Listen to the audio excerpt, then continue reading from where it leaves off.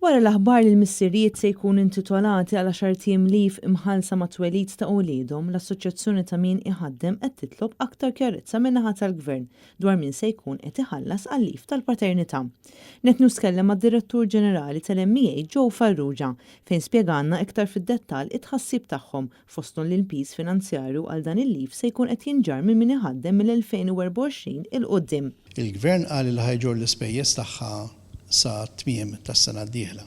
Allura da jindika li l-employers ħajkollhom iġorru ċertu spejjeż mill-2024 il-qudiem. Irridu naraw x'tip ta' spejjeż ħajkunu daw għalkemm il-legal notice li ħarġet illum diġà hemm indikazzjonijiet. Pereżempju il-carers leave ħajġi mħallas at sickness benefit. Pero għadu mhux ċar min ħajitħallas. L-Assoċjazzjoni qalet ukoll li d-direttiva tal-Unjoni Ewropea ma tgħidx li spejjeż marbuta mal-miżuri għal bilanċ bejn ix-xogħol u l-ħajja għandu jġorhom min iħaddem. L-MEA esprimiet ukoll ir-riservi tagħha dwar l-enfasi ripetut li sar mill-Gvern li dan huwa biss il-bidu. Fid-dawl ta' dan l-MEA qalet li l-Gvern għandu jkun ċar u jgħid eżatt x'inhuma l-pjanijiet f'dan ir-rigward sabiex min iħaddem ikun preparat u jkun jista' jippjana. Jiena naħseb li affarijiet iridu jiġu ċarati biex l-employers min-naħa tagħhom jagħmlu il-pjanijiet tagħhom.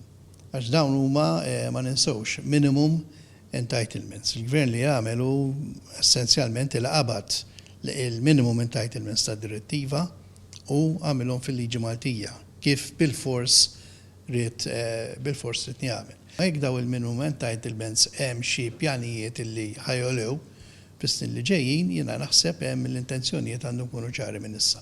L-MEA saħqet li rakkomandazzjonijiet li saru lill-Gvern brabta ma' din id-direttiva fil-biċċa l-kbira tagħhom ġew injorati fosthom li tkun eliminata l-possibilità li l-parental leave ikun trasferit bilan li jkun żgurat il-bilanċ bejn il-ġeneri. Il-periklu illi f'ħafna każijiet da jiġi trasferit fuq il-mara.